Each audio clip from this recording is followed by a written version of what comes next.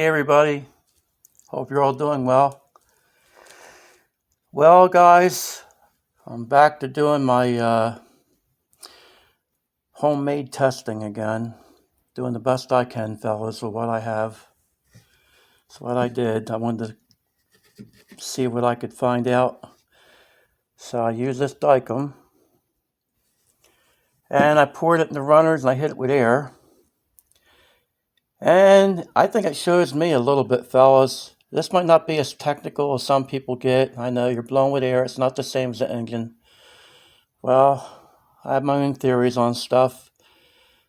Nothing we really test is exact to how an engine operates. So this is my way of doing it, and it's the only way I have of finding out anything.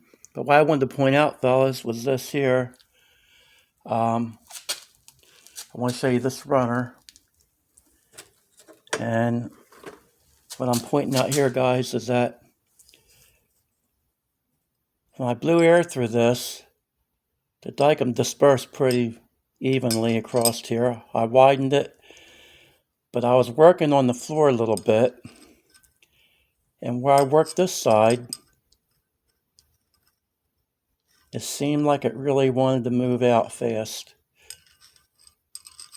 I mean, this would be like fuel. I poured a puddle here, fellas, so this is how it blew through the runner. So that's not too bad. And actually, I want to do more work to this side, and where I didn't do so much, it did puddle up here a little bit. So I'm going to widen this the same as I did here. That's what I see so far. So then we have the factory runner. This is where I was talking about before, how the floor angles up. And guys, I always wondered how much this really hurt. If it really hurt anything or not, because I figured the fuel's coming in, and that actually gives a little bit of a dip. I thought that might even help a little bit. But look where it puddled up, guys. It doesn't move. It stays there, even blowing air behind it. So you can see it all globbed up there. You can see where that just hung on. And that's hitting it with air. 90 pounds of air pressure. So how much would be puddling in a real engine? I mean, this gives you somewhat of an idea. At least it gives me somewhat of an idea on what you fellas think. But what I wanted to show you guys was this. And this is the main reason I was doing this, guys, was because what I wanted to see is my son's been working up here, fellas. I can't move all this stuff around, so hang on here. I'm trying to do the best I can.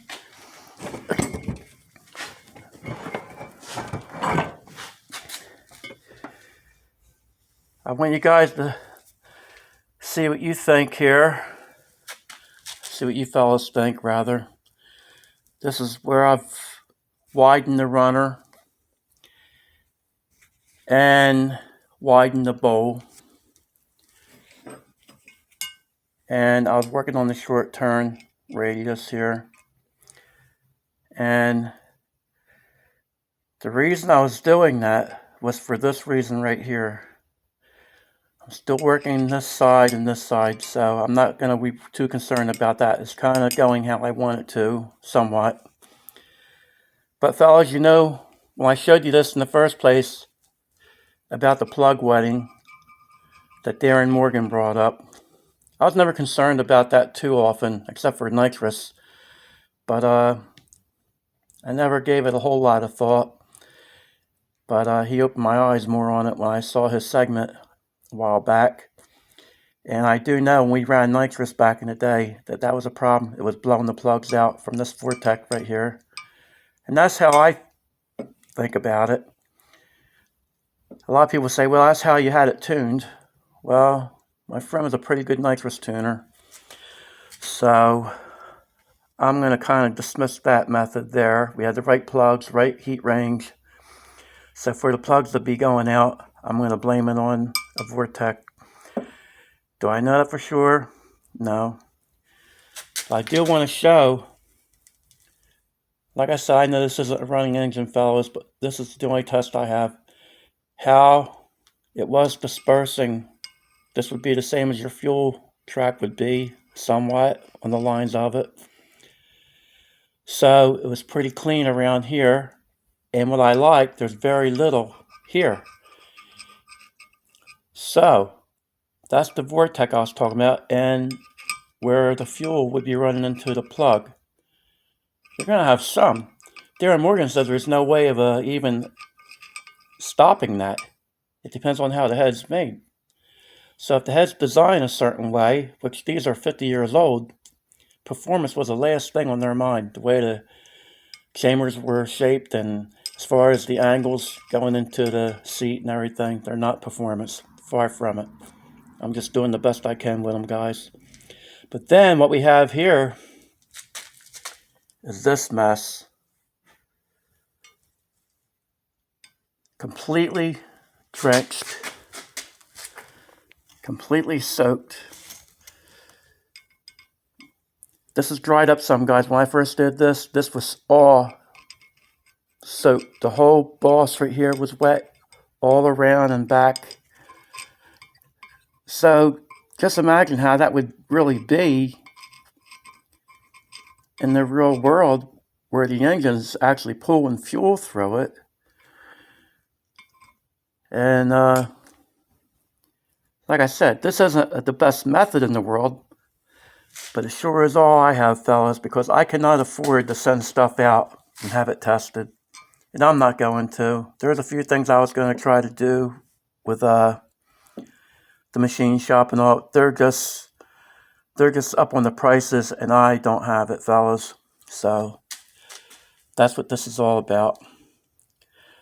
So I wanted to just show you guys this. And what I wanted to back up on a little bit, fellas, too, is that I had a lot more Dykem in this port here.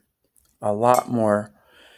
And you would think it'd have more of a mess, because I put more, I tested this port probably 3 more times, because that's what I was really trying to see, was this port. And I thought, well, let me compare it to the stock port. And I tested this one about twice. And yet this one here looks like I had more in this one. But look, guys, look how that just came out and blew to one side. And I had this head, I tried to put this head as close as how it would be on a real engine. The angle I had it on. Is it exact? No, guys, I know that. It's not exact, far from it. I'm just doing the best I can. I wanted to run this by you fellas.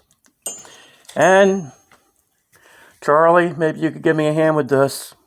You know dead on what you're talking about with this stuff. Maybe you could give me a little input on this, if you don't mind. And tell me if this test is a waste, or if it does show me something.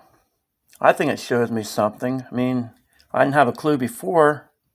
At least I have somewhat of a clue now. But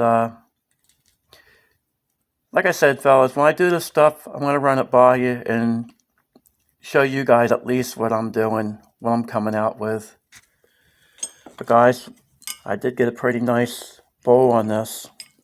I don't know if you can tell because it's all full of Dykem now, but the bowl's coming out pretty good, fellas. I could even put a bigger valve in here now and it would help. Before, I mean, I don't know if you can tell how it all shuts off in here on the side. If you look at the stock one compared to what I have here. So I hope it shows up okay. It's always different, guys. When I film this and watch it back, it's never the same. Sometimes I think I'm showing you guys something and you can't make it out, and other times it would be better than I thought. But anyway, fellas, that's what I wound up with so far. And I'm just trying to make these heads work. Trying to do something a little bit different this time. And, well, you know what we're trying to do. We're trying to make power. And the last thing I want to do is make it worse. So that's why I'm trying to do any little trick I know of to at least give me some kind of idea. But anyway, fellas, give me your opinion. Tell me what you think. And I know other methods, guys, with the alcohol and stuff. I know all that, fellas. This is just what I had here. This is what I grabbed. And I just wanted to try it to see what I have at this minute. And I appreciate you guys telling me the methods you use, and I agree with every one of them so far, what you guys share with me. I have some very intelligent guys, like I said, on this channel. And you guys give me your methods and your test, and everyone I've seen so far, I agree with, guys. So don't hold me to this one, because actually I've never used Dicam for this reason before. But like I said, this is what I had. I was here working on it, and I said, let me see what I got going on here. Did I improve it? Is it the same? What kind of pattern? Will it show me anything? So that's why I did it, fellas. And I'm not even sure what kind of air pressure I used. Actually, I told you about 90 pounds. About 50 pounds, fellas. About 50 pounds of air pressure I blew through it. So I don't want to have it where it's going to make it where it's just going to blow stuff all over and take the Dicam completely out of the runner, where it hopefully wouldn't even be in real life. So I'm hoping this is somewhat close.